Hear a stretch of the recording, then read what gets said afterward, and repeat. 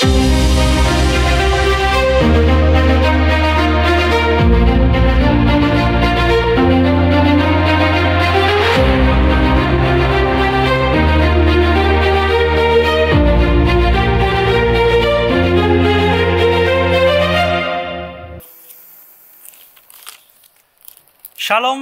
selamat datang lagi.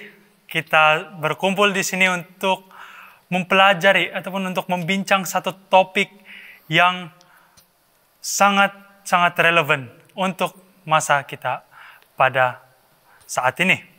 So, sebelum kita membincangkan topik ini, alangkah baiknya kita berdoa terlebih dahulu. Mari kita berdoa. Tuhan ya Bapa kami dalam kerajaan surga, kami bersyukur ya Tuhan Engkau telah beserta dengan kami sepanjang pekerjaan kami, sepanjang pembelajaran kami. Kami dapat datang ke hadirat-Mu untuk mempelajari satu topik yang relevan lagi bagi masa kami sekarang. Kiranya Tuhan terus memberkati kami dengan akal budi, dengan pengetahuan dari sorga, agar kami boleh membincangkan dan membahaskan lebih mengenai topik ini.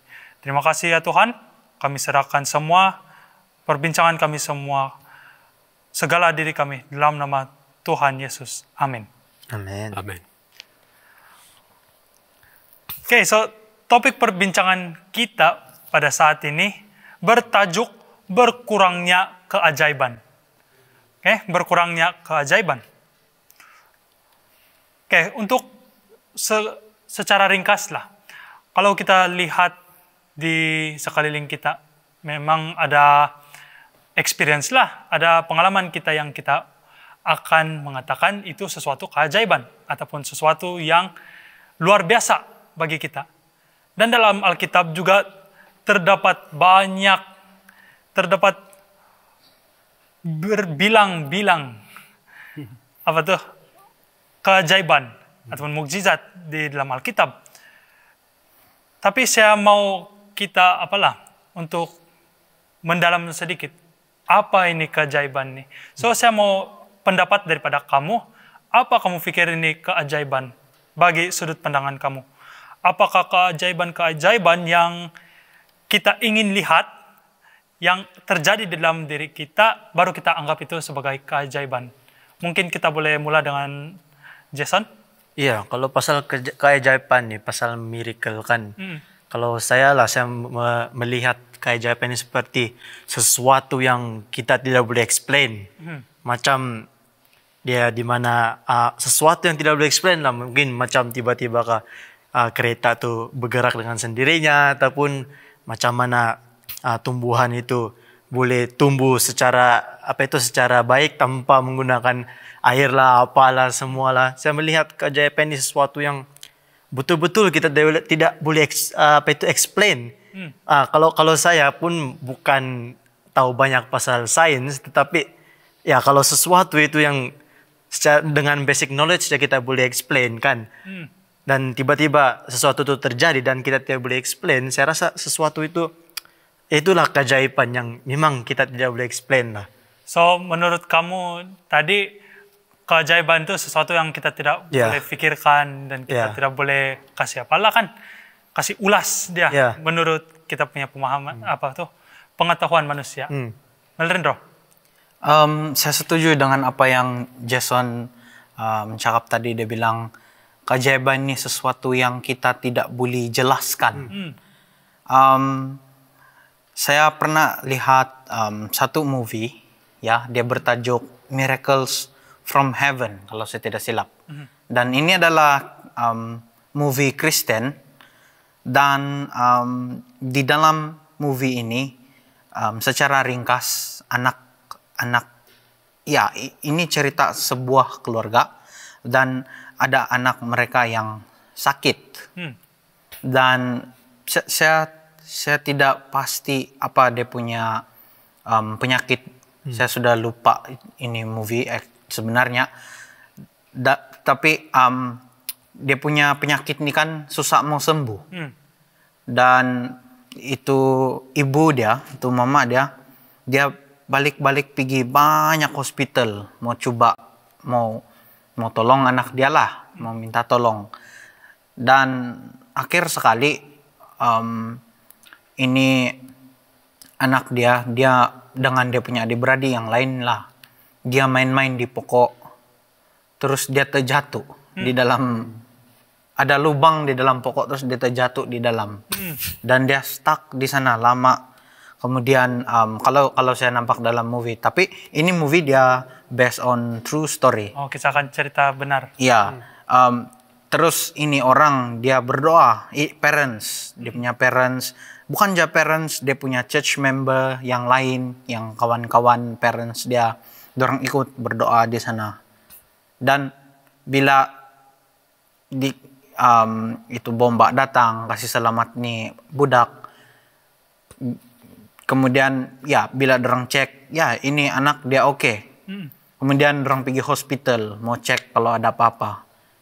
Kemudian nih dokter dia bilang, kau punya anak tidak sudah tuh penyakit, sembuh sudah. Dan saya rasa ini juga boleh dikatakan sebagai miracle. Dan malah tajuk dia pun Miracles from Heaven. Dan saya rasa saya setuju dengan apa yang Jason cakap tadi. Dia bilang keajaiban ini sesuatu yang kita tidak boleh jelaskan. Sama seperti apa yang saya lihat dalam tuh movie. Saya tidak pasti macam mana betul-betul terjadi sebab ini sudah movie kan, mungkin orang sudah tambah-tambah. Tapi apa yang saya lihat dalam itu movie juga sesuatu yang susah untuk kita mau kasih jelaskan sebab ini adalah keajaiban. Ya, jadi saya suka dengan poin Jason tadi. Ya, tambah lagi kalau ada yang dalam keadaan yang sukar, yang menghidap penyakit, terus ada satu perkara yang terjadi dalam kehidupan mereka. Lepas itu apabila mereka cek lagi kepada dokter itu dia kasih confirm yang tiba-tiba tidak sudah penyakit. Iya. Cerita-cerita sekarang di mana salah satu kenalan yang saya kenal keretanya terbabas hingga bergolek-golek dan boleh dikatakan bukan juga kerupuk yang hancur tetapi hampir menjadi kerupuk, tetapi masih selamat juga. Paling-paling pun kecederanya hanya yang scratch dan hanya itu. Itu juga salah satu fenomena yang kita tidak boleh explain. Mungkin juga keajaiban, seperti yang sudah saya kata tadi, tidak boleh di explain. Ya, bukan saja penyakit, tapi seperti yang kamu cakap tadi, mungkin ada external factor ataupun faktor yang di luar yang mungkin trigger itu keajaiban. Ya, kalau kita lihat perkataan itu saya keajaiban, dia boleh berlaku kepada individu kan. Sama ada itu sesuatu yang terjadi langsung kepada kamu sendiri ataupun kamu lihat berlaku kepada orang lain. Tapi keajaiban juga boleh dilihat pada alam yang mungkin tidak memberi kesan apa-apa kepada si pelihat yang melihatnya, tetapi dia juga merupakan satu keajaiban. Jadi kalau kita lihat perkataan itu sahaja, secara umum dia seperti yang sudah disentuh lah. Kita tidak mempunyai penjelasan sesuatu yang luar daripada kebiasaan. Orang bilang luar biasa. Iya, Luar biasa. Ya, keajaiban ini seperti yang kita sudah bahaskan tadi, itu adalah sesuatu perkara yang tidak boleh dijelaskan, yang luar daripada Kebiasaan. luar dari kebiasaan, luar dari genggaman manusia. Apa yang manusia boleh faham, itu lebih lagi. Nah, itu dari pemahaman kita sajalah. Tapi adakah dalam Alkitab yang mengatakan mengenai mukjizat? Ataupun apa ciri mukjizat itu? Sebab kita lihat dalam pelbagai pelbagai konteks ataupun pelbagai passage yang mengatakan bahwa ada unsur-unsur yang luar daripada pengetahuan kita, luar daripada penjelasan manusia itu. So, adakah dalam Alkitab yang mengatakan mengenai keajaiban? Apakah Alkitab menyatakan ciri-ciri yang jelas untuk meyakinkan seseorang yang perkara yang terjadi di hadapan mereka itu adalah suatu keajaiban?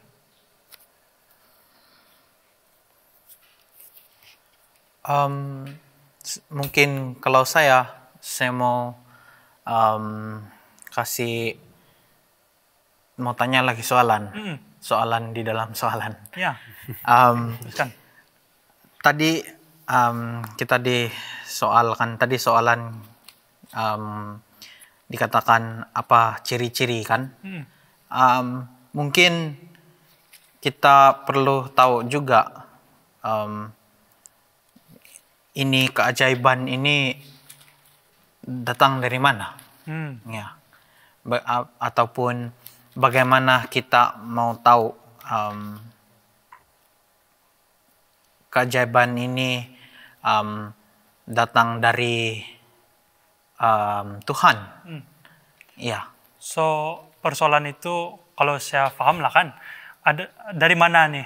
Dari mana asal usul ini keajaiban? Iya. Kan? Ya, saya ingin menambah. Kalau dari mana sebenarnya keajaiban ini? Kalau kita sebagai Kristen, kita tahu keajaiban ini berlaku. Semestinya daripada Tuhan. Kalau kita lihat dalam Ibrani 2 ayat 4 mengatakan, Allah meneguhkan kesaksian mereka oleh tanda-tanda. Bukan saja tanda-tanda, tetapi mujizat dan oleh berbagai-bagai penyataan kekuasaan dan karunia Roh Kudus yang dibagi-bagikannya menurut kehendaknya. Jadi kalau kita lihat ini miracle ini ataupun mujizat ini, keajaiban ini semestinya datang daripada Tuhan. Sebab keajaiban ini adalah salah satu cara di mana Tuhan menunjukkan bukti bahwa inilah kuasanya. Inilah dia punya authority, power yang ada daripada dia. Sehingga kan benda yang mustahil berlaku dalam bumi ini saja, yang betul-betul mustahil, tetapi Tuhan membuatnya dengan kuasanya begitu saja. Dengan miracle. Ya, saya suka dengan poin kamu di mana kamu mengatakan mujizat-mujizat ataupun keajaiban-keajaiban ini adalah suatu tanda bagi Tuhan untuk meneguhkan kesaksian mereka. Seperti yang tertulis di Ibrani 2 ayat 4 tadi. So, ada pendapat lagi? Mungkin Pastor Gerard? Memang banyak di dalam Alkitab itu ya. Kita melihat banyak contoh-contoh ataupun peristiwa-peristiwa yang berlaku yang memang keajaiban itu dapat dilihat daripada perjanjian lama, perjanjian baru. Dan apabila kita melihat bagaimana Musa membawa bangsa Israel keluar dari Mesir itu sekalipun, semua yang berlaku kepada mereka itu pada mulanya. Dua mujizat yang pertama itu ataupun keajaiban yang pertama yang dilakukan oleh Musa itu dapat ditiru oleh ahli sihir dari Mesir. Bagaimanapun apabila sudah banyak yang berlaku, mereka tidak dapat meniru lagi. Mereka boleh meniru, tetapi mereka tidak boleh menghilangkan apa yang diadakan ataupun diwujudkan itu. Jadi di sana kita boleh melihat bahwa yang memberikan mujizat itu yaitu Tuhan kadang-kadang melalui manusia untuk meneguhkan kesaksian mereka mengenai kebenaran Injil ataupun kebenaran bahwa Tuhanlah yang mengutus mereka. Si pelaku itu ataupun yang melakukan mujizat itu melalui Tuhan ataupun Tuhan menggunakan dia boleh mengawal apa yang berlaku itu. Bagi mereka yang ahli sihir itu mungkin boleh mengawal juga, tetapi mereka tidak dapat melakukan suatu keajaiban yang besar-besaran. Kalau kita lihat apa yang berlaku kepada mereka yang berada di Mesir, itu adalah sesuatu yang sangat-sangat luar biasa, besar-besaran. Iya, Pastor. Mantap poin Pastor yang itu. Sebab durang tidak boleh meniru kebesaran Tuhan ataupun kuasa Tuhan itu. Tetapi ada saya pernah dengar mengenai cerita ini di mana mereka yang mau meniru itu untuk menurunkan api boleh juga terjadi, tetapi dihalang oleh malaikat Tuhan. Adakah begitu, Pastor? Ataupun memang durang tidak boleh meniru lah? Mereka boleh meniru. Bagaimanapun dari segi quantity dan intensity itu berlainan. Kamu katakan mengenai menurunkan api. Ada kemungkinan kita tidak mengetahui teks yang jelas mengenai bagaimana malaikat mungkin telah menghalang itu. Kita perlu merujuk kepada beberapa rujukan yang lain barangkali. Ya, tapi di sana pun ada elemen ataupun faktor yang kita lihat bagaimana Tuhan mengatur ataupun Tuhan mengawal itu semua. Mereka yang melakukan keajaiban yang bukan daripada Tuhan itu, mereka tidak dapat mengatasi kekuatan ataupun kekuasaan daripada Tuhan. Walaupun mereka menggunakan kuasa iblis untuk melakukan mujizat tersebut, tetapi kekuasaan Tuhan itu adalah lebih berkuasa mutlak daripada kekuasaan iblis. Kadang-kadang kita melihat kelakuan ataupun perbuatan luar biasa itu untuk menyakiti orang. Bagaimanapun Tuhan melindungi. Ya, ini ada banyak contohnya dalam Alkitab ini. Bagaimana iblis coba untuk menyakiti Ayub. Tuhan melindungi Ayub. Tuhan katakan kamu boleh sentuh badannya, ataupun kamu boleh biarkan penyakit itu datang, tapi jangan ambil nyawa dia. Di sana kita melihat bahwa keajaiban dari para Tuhan itu mempunyai kuasa, kekuatan yang melebihi daripada yang biasa. Jadi apabila kita lihat dalam Alkitab, apabila itu berlaku, yang memang orang panggil perbuatan sihir yang jahat itu tidak dapat melakukan apa-apa kepada orang yang dilindungi Tuhan. Ya, Pastor, suka tuh poin tadi di mana terutamanya Tuhan menjaga umat-umatnya melalui keajaiban seperti Ayub. Saya pikir selama ini Tuhan membenarkan setan untuk mengganggu dia, dan saya pikir selama ini Tuhan tidak mencampur tangan. Tapi apabila Pastor sudah tekankan bahwa ya, kau boleh buat apa saja kepada Ayub, tapi jangan ambil nyawa dia. Wah, tidak sadar bahwa yang dalam masa yang sama keajaiban Tuhan juga berlaku pada masa itu. Wah. Ya, saya juga terfikirlah masa sekarang kita nampakkan banyak itu black magic kita panggil, ataupun sihir hitam lah gitu. Banyak juga ahli-ahli sihir ataupun magicians yang dorang kasih buat magic trick, ataupun dorang buat dorang punya apalah, dorang punya aksi di awam dan nampak luar biasa. Boleh apalah, orang yang melihat itu mereka teruja dan menjadi apalah keliru apa yang sudah terjadi, sebab mereka tidak dapat comprehend dengan apa yang telah terjadi. Tapi saya suka dengan poin pastor tadi di mana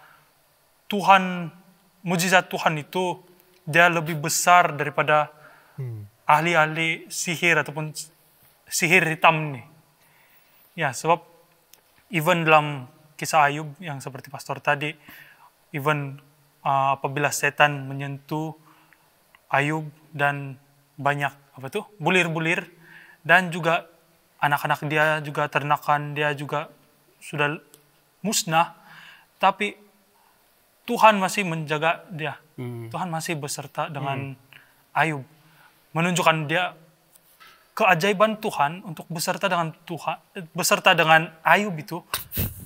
Dia mengatasi semua sihir-sihir ataupun semua keajaiban bumi. Kejahatan iblis, ya. Iya. Ya, terima kasih. So, apabila kita mengupas mengenai keajaiban ini, kita melihat banyak mujizat dalam Alkitab seperti Nuh dan air bah, and then kita dan nampak Abraham dan Ishak, dan banyak lagi. Itu baru dalam Kejadian, belum lagi yang buku-buku seterusnya. Tapi ada saya pernah terdengar, dan ini menjadi persoalan yang sangat relevan lah untuk masa kita sekarang. Ia menunjuk ataupun dia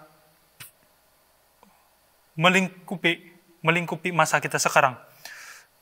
Persoalan dia di sini, kenapakah keajaiban atau mukjizat-mukjizat di Alkitab lebih banyak berbanding dengan jumlah keajaiban yang ternyata pada hari ini?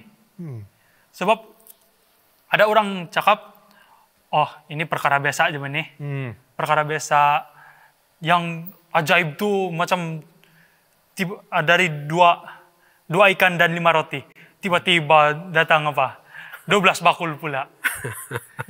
Ya, itu keajaiban yang mereka anggap keajaiban, dan banyak lagi keajaiban dalam Alkitab, tapi ada yang mengatakan sedikit sudah pada masa hari ini.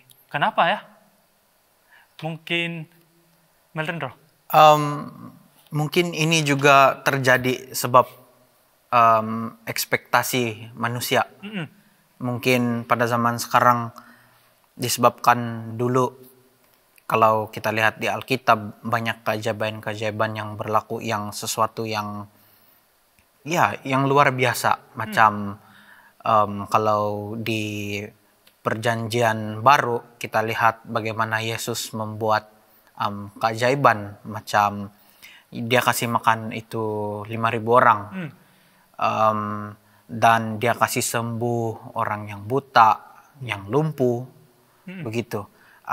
Ini adalah sesuatu yang luar biasa yang kita lihat pada masa yang lalu. Dan saya rasa mungkin salah satu masalah kita oleh sebab kita lihat begini cerita-cerita yang lalu, kita lama-lama bukan juga salah sebenarnya kita acknowledge bahwa Yesus membuat keajaiban di dalam Alkitab, bukan juga salah, tetapi kalau kita mula expect ataupun kita membuat ekspektasi, selalu kita buat ekspektasi yang ini yang saya mau terjadi, ini. Lama-lama mungkin kita jadi penat ya. Kita jadi penat dengan apa yang kita expect. Dan apa yang terjadi adalah lama-lama semua perkara yang kita lihat, lama-lama kita hanya anggap itu perkara yang biasa. Dan sebenarnya ada yang mengatakan setiap pagi kau bangun itu pun keajaiban. Sebab kita tidak tahu, mungkin hari yang sebelumnya mungkin ada banyak yang terjadi, tetapi mungkin kita tidak terasa, ataupun mungkin ada kemalangan, tapi kita tidak terlibat dengan kemalangan itu, dan kita akan cakap, oh ini kebetulan saja, dan lama-lama mereka akan anggap ini sebagai perkara yang sudah biasa, dan mereka tidak sadar sepanjang hari itu sebenarnya mereka selalu selamat dan sebagainya, dan keesokan hari mereka dapat bangun lagi. Dan ini disebabkan mungkin juga oleh ekspektasi manusia. Saya mau yang ini, saya mau yang itu, saya mau ini terjadi. Dan bila kita tunggu, lama-lama macam kita sudah penat, dan kita sudah malas, dan kita tidak mau sudah expect, dan kita akan rasa macam ini biasalah, biarlah tuh begitu. Jadi ya itu saja pandangan saya.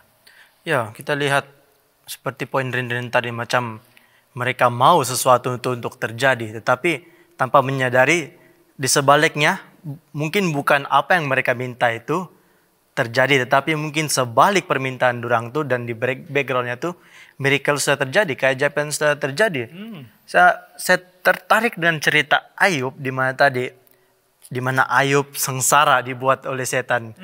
Dia dicoba. Mungkin satu perkataan yang lebih baik.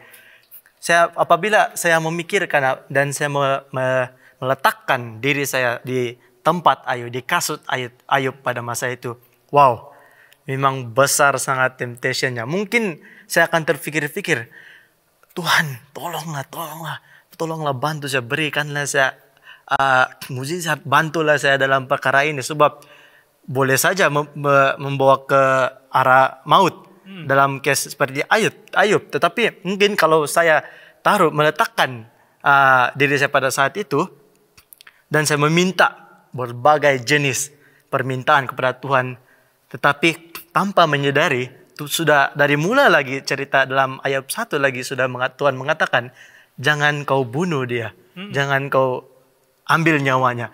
Mungkin itu juga salah satu keajaiban yang terjadi. Walaupun bukan apa yang kita minta, tetapi itu keajaiban yang kita tidak sadar. Seperti Rin sudah beritahu tadi bahwa kita bangun tidur saja adalah satu keajaiban. So, tempo hari saya ada terbaca di Facebook, di mana saya tidak tahu kalau boleh dipercaya itu sources, tetapi mereka berkata dalam tidur itu kamu boleh ada potensi untuk hilang, untuk mati. Dan lepas saja saya baca itu, wow, ini adalah satu keajaiban yang berlaku setiap hari dalam hidup kita yang tanpa kita sadar. Mungkin itulah salah satu faktor membuatkan keajaiban itu kelihatan sangat sedikit ataupun sangat berkurangan. Dan mungkin juga salah satu faktor adalah kekurangan dalam iman. Mungkin juga ada yang mengatakan seperti Yesus membahagikan, bukan mendarap, multiply the food. Oh, ini cerita Yesus, ini cerita dongeng berlaku tentu saja. Mungkin salah satu faktor juga kekurangan iman. Dan dalam masa yang sama mereka tidak melihat yang sampai sekarang mereka masih hidup. Ada salah satu keajaiban juga yang berlaku dalam kehidupan mereka. Mungkin Pastor Gerard ada tambahan lain. Ada. Ya, teruskan. Kamu tahu pada hari ini ada orang yang tidak percaya kepada cerita-cerita dalam Alkitab itu. Dan mereka menganggap bahwa cerita ini adalah rekaan semata-mata. Bagaimana Yesus berjalan di atas air, menyembuhkan yang buta dan hal-hal yang melibatkan alam dan sebagainya. Musa juga seperti itu, Jericho juga cerita seperti itu, dan mereka coba menjelaskan itu dalam perspektif saintifik. Mereka katakan, oh ini berlaku disebabkan ini penjelasan dia. Mereka tidak mau menerima bahwa itu berlaku dengan luar biasa. Oleh itu apabila mereka coba menjawab itu dalam bentuk saintifik, maka mereka mengatakan ini sebenarnya bukan mujizat, tetapi ini ada penjelasan sainsnya. Bagaimanapun tidak cukup sebenarnya untuk menjelaskan apa yang berlaku pada masa keajaiban itu berlaku. Sebab keajaiban itu berlaku dan kesannya adalah berpanjangan. Dia bukan kesannya sedikit saja, tapi kesannya adalah berpanjangan. Ya. Jadi di sini juga merupakan salah satu faktor kenapa orang melihat pada hari ini kurangnya mukjizat. Sebab let's say apabila seorang itu kena COVID, virus COVID itu ya, saya pikir kamu sudah mengerti bagaimana rasanya kena rasanya COVID. Itu begitu tidak mau ingat lah. Tapi ini yang berlaku, ya. Apabila sembuh, penjelasannya apa? Oh, imunisasi badan itu kuat, ataupun kena vaksin dan kena inilah, kena itulah. Oh, penjelasannya adalah itu. Tidak ada pun yang mengatakan bahwa itu adalah disebabkan satu hal yang luar biasa daripada Tuhan. Tuhan memberikan itu. Sebab ingin menjelaskan sesuatu berdasarkan penjelasan saintifik, dan itu berlaku sepanjang masa. Pada hari ini apabila kita melihat ke arah itu, maka kita tidak melihat apa yang luar biasa. Saya pikir apa yang kita ingin lihat, yang kita katakan mujizat itu adalah apabila hal itu berlaku di depan mata kita dan kita tidak boleh menyangkal itu berlaku. Ya. Tidak seperti apa yang berlaku kepada Yesus dahulu, yang Yesus lakukan dan juga murid-muridnya lakukan. itu berlaku pada zaman dahulu sebab pada awal perkembangan Kristen, kebenaran ataupun saksi Injil tersebut harus disahkan oleh antaranya adalah perbuatan-perbuatan keajaiban itu. Yesus sudah menyatakan itu tadi ya dalam apa yang dikatakan dalam Markus. Nah, kalau kita lihat di dalam Yohanes 20 ayat 30 dan 31, Yohanes 20 ayat 30 dan 31, memang masih banyak tanda lain yang dibuat Yesus di depan mata murid-muridnya yang tidak tercatat dalam kitab ini. Tetapi semua yang tercantum di sini telah dicatat supaya kamu percaya bahwa Yesuslah Mesias Anak Allah dan supaya kamu oleh imanmu memperoleh hidup dalam namanya. Ada dua hal yang saya ingin tekankan di sini. Pertama, yang kita lihat sebagai mujizat di sini adalah apa yang kita lihat direkodkan di dalam Alkitab. Ada banyak lain lagi yang tidak direkodkan. Tapi yang kita lihat direkodkan dalam Alkitab itu pun sudah cukup membuatkan kita mengatakan bahwa ada banyak mujizat, keajaiban. Iya.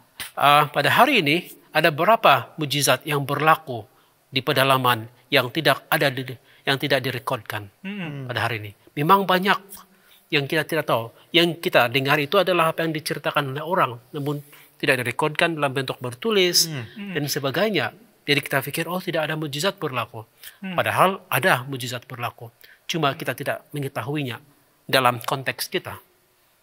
Bagaimana kalau semuanya itu ditulis dan dibuat dalam satu buku? Sudah tentunya kita katakan ada banyak lagi. Nah, satu lagi, poin yang saya tekankan di sini adalah maksud ataupun tujuan mujizat tersebut diberikan supaya apabila kita melihat itu, apa yang telah ditulis dan apa yang dinyatakan sebagai tanda keajaiban itu, kita percaya itu tujuannya.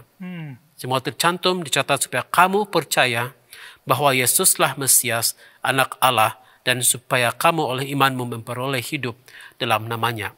Dan kalau mujizat berlaku pada hari ini, kesannya ataupun buahnya itu adalah percaya kepada Anak Allah. Bukan untuk mengangkat diri sendiri karena kemampuan itu. Apabila untuk mengangkat kemampuan ataupun mengangkat diri sendiri itu bukan pada landasan yang betul. Ya, terima kasih atas pendapat-pendapat tadi.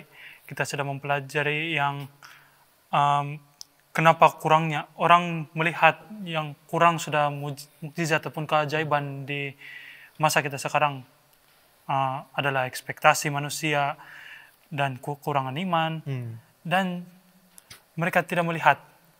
Mereka ingin melihat itu keajaiban terjadi di depan mereka. Seperti juga yang kisah Thomas tuh. Kalau kamu ingat di Yohanes 20 ayat 24 sampai 29, di mana Yesus sudah bangkit, and then wanita-wanita yang melawat kuburan Yesus itu datang untuk memberitahu kabar baik itu kepada murid-murid dia yang sedang berkabung. Semua itu percaya, tetapi si Thomas nih dia masih ragu-ragu. Ya, dia ragu-ragu dan dia tidak percaya yang Yesus sudah bangkit. Tapi dia mau juga, kalaulah Yesus sendiri datang di sini dan menunjukkan tangan dia yang sudah dipaku itu, baru ya dia mau bukti. Ya. Kalau kita lihat macam cerita Thomas time tuh, dia segan-segan ataupun doubtful mengenai perkara tersebut, dan itu adalah satu miracle kan, di mana Yesus sudah bangkit. Kalau kita kait pada masa sekarang, orang akan mengatakan, oh hologram batu, oh salah satu teknologi batu yang untuk membuatkan. Jadi memang betul lah sudah dicakapkan tadi, yang mereka mungkin banyak sudah miracle yang sudah terjadi tapi mereka tidak sadar, dan mereka coba untuk membawa miracle pada saat masa Bible ke masa sekarang. Kalau kita lihat dalam keajaiban di mana Yesus dilahirkan dengan seorang ibu saja, itu adalah satu miracle. Dan kalau kita bawa kepada zaman sekarang ini, sangat tidak bernas mengatakan itu adalah keajaiban sebab sekarang boleh tanpa kedua-dua parents itu pun seorang ibu boleh mengandung dan seseorang boleh dilahirkan. Dan saya rasa dan saya juga terpikir mungkin sebab ini adakah untuk mungkin ada tambahan rekan-rekan, adakah keajaiban pada zaman Alkitab dahulu dan zaman Alkitab zaman kita sekarang ini dia masih boleh di-apply ataupun ada benda lain? Cuman itu rekan-rekan saya.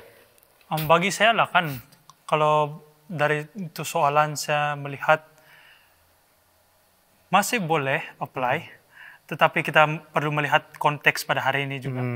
Sebab kalau kita lihat dari masa dahulu lah, kita ambil contoh yang penyakit kusta. Penyakit kusta dulu mereka anggap itu najis. So sesiapa saja yang menghidapi penyakit kusta harus dibuang ataupun harus disisihkan daripada kelompok. So macam kita lah juga COVID kan. Semua yang dapat nih penyakit COVID akan disisihkan. Mereka akan di pinggir daripada kelompok yang tidak terkesan dengan COVID untuk tunggu mereka sembuh. Tapi pada masa sekarang, pada masa dahulu, tidak ada itu obat yang boleh menyembuhkan penyakit kusta. Tapi kalau tengok masa sekarang kusta itu boleh disembuhkan. Antar jadi hospital, mereka akan berikan obat ataupun injek obat dan boleh sembuh. So saya pikir perkembangan sains juga, perkembangan pemikiran manusia dalam sains itu juga adalah keajaiban. Sebab pada masa dahulu mereka tidak mempunyai cara untuk mengobati ataupun untuk mengatasi masalah itu. Tetapi semakin lama semakin otak manusia itu dibina dan mendapat banyak lagi pengetahuan, mereka berjaya untuk mencari obat bagi penyakit kusta. Dan saya percaya itu bukan kalau tanpa kuasa Tuhan ataupun keajaiban Tuhan yang terjadi pada masa sekarang, memang sukar untuk mendapat ataupun untuk mencapai sesuatu perkara ataupun mencapai kejayaan itu. Ya, saya rasa apa yang Alex sudah cakap tadi ikut tengok konteks juga ya. Dia berdasarkan apa yang terjadi pada masa itu. Dan sebagai contoh itu penyakit kusta lah. Pada zaman dulu memang penyakit kusta susah mau sembuh. Dan itulah sebab kita boleh lihat keajaiban dari sana. Tapi kalau zaman sekarang kita tidak lihat keajaiban itu sudah. Sebab buat apa kan kita sudah ada obat untuk penyakit kusta. Saya rasa apa yang terjadi dalam Alkitab itu keajaiban yang terjadi dalam Alkitab. Kalau untuk saya lah, ini yang saya terpikir tadi. Keajaiban yang berlaku dalam Alkitab mungkin sesuai dengan masa orang-orang pada zaman itu. Dan mungkin keajaiban untuk zaman sekarang, mungkin ada dia punya keajaibannya. Mungkin ada keajaiban yang sesuai untuk zaman kita sekarang. Dan itulah saya cakap dari awal tadi, kita tidak bagus untuk kita expect, tidak bagus untuk kita mau yang terjadi pada zaman dulu mau juga terjadi pada zaman ini. Mungkin kita harus pikir dalam another aspect, ya, macam saya cakap tadi. Mungkin pada zaman dorang keajaiban ini yang sesuai, yang mereka akan lihat. Dan mungkin pada zaman kita, inilah keajaiban yang kita akan lihat pada zaman kita. Ya. Terima kasih. Ya, ekspektasi kita juga harus juga memainkan peranan dalam melihat betapa besarnya keajaiban Tuhan itu. Ada pendapat lain lagi? Saya tertarik dengan apa yang Yesus katakan kepada Thomas. Mengambil contoh itu tadi kan. Ya. Selepas Yesus menunjukkan diri dia kepada mereka sekali lagi di mana Thomas berada, dan Yesus memberikan kepada Thomas apa yang dia ingin lihat. Menarik di sini sebab Yesus memberikan bukti apa yang diinginkan oleh muridnya itu. Dan ini memberikan kita satu implikasi pada hari ini bahwa pada masanya Yesus akan memberikan sesuatu untuk kita lihat untuk membuatkan kita percaya. Tetapi Yesuslah yang menilai situasi tersebut. Ya.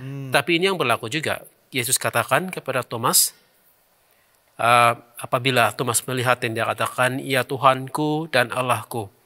Ini adalah satu pengakuan bahwa Yesus adalah Mesias. Kata Yesus kepadanya, kepada Thomas, "Karena engkau telah melihat aku, maka engkau percaya. Berbahagialah mereka yang tidak melihat, namun percaya." Pada hari ini, walaupun kita tidak melihat mujizat seperti mana yang dilihat oleh mereka yang dipanggil saksi mata terhadap pelayanan Yesus, terhadap mujizat yang besar itu, tetapi kita percaya bahwa Yesus melakukan sesuatu yang luar biasa, walaupun itu tidak kelihatan di mata kasar kita. Seakan-akan itu yang Yesus katakan di sini, berbahagialah mereka yang tidak melihat, namun percaya. Dan di sana kita boleh kaitkan dengan bagaimana kita percaya kepada Yesus sebagai Tuhan, anak Allah, dan yang percaya kita akan memperoleh hidup yang kekal. Dan saya pikir mujizat yang berlaku pada hari ini pun harus dilihat daripada sudut pandang untuk mencapai tujuan Tuhan. Iya, saya suka poin pastor di sana. Tapi ada satu ayat yang saya tertarik, di mana kita minta dan Tuhan yang mempertimbangkan dengan konteks yang dia akan bantu kita atau memberikan keajaiban itu. Terus saya terpikir pada hari ini, masihkah kita boleh meminta keajaiban? Sebab seperti yang saya mungkin sebelum ini saya terpikir hanya Yesus saja boleh buat keajaiban. Tetapi kalau kita lihat dalam Kisah Para Rasul 5 dan ayat ke-16, mereka berkata, "Dan juga orang banyak dari kota-kota di sekitar Yerusalem datang berduyun-duyun serta membawa orang-orang yang sakit dan orang-orang dengan roh jahat, dan mereka semua disembuhkan oleh rasul-rasul itu." Dan kita lihat di sini seakan-akan rasul-rasul, bukan saja Yesus, anak muridnya boleh perform miracles, boleh buat keajaiban. Adakah kita juga masa sekarang ini boleh membuat keajaiban? Menarik itu soalan tuh. Tapi bagi pendapat saya, ya rasul-rasul juga ataupun murid-murid Yesus, semua yang klaim yang derang itu murid Yesus, itu juga mampu membuat ataupun mampu menjadi agent bagi Tuhan untuk mengaruniakan keajaiban-keajaiban itu kepada orang lain. Iya, betul. Cuma apa yang mereka lakukan itu bukan daripada diri mereka sendiri, bukan at their own will, bukan dengan mereka mau lakukan dan mereka lakukan, tidak. Tuhan lakukan melalui mereka, dan Tuhanlah yang menentukan untuk melakukan itu melalui mereka. Pada hari ini pun kita boleh biarkan Tuhan lakukan sedemikian juga. Bila itu menjawab ataupun bila itu boleh memenuhi, menggenapi misi Tuhan di dalam gereja pada hari ini, dalam kerajaannya.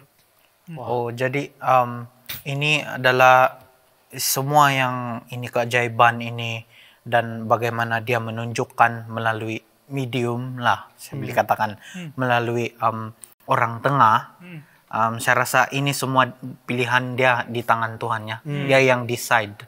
Semua itu akan berlaku. Ya. Sebab daripada manusia sendiri tidak mempunyai kuasa. Iya. Ya, betul. that's part of the dipanggil's gift from God. Oh ya, mungkin saja kan dorang pada masa itu, saat kita lihat sini begini, macam kita lihat yang wah semua dorang buat semua miracle jadi. Mungkin saja ada mereka mau untuk maybe menyembuhkan seseorang, tetapi mungkin bukan kehendak Tuhan. Seperti itu juga. Tapi kalau kita pikirkan macam sekarang pun, kalau mungkin lah kan itu kuasa daripada Tuhan, dan tapi kita melihat juga pada masa-masa sekarang seakan-akan banyak berita-berita yang telah terjadi. Pada satu saat, pada satu masa dahulu saya ternampak video di mana seseorang mempunyai tangannya mungkin macam mana, mungkin cacat begitu. Tapi apabila ada satu, saya rasa mungkin pendeta atau apa ini, dia berdoa sambil menuangkan air dan pelan-pelan tangan perempuan itu sudah menjadi normal. Dan saya sedikit bingung dan sedikit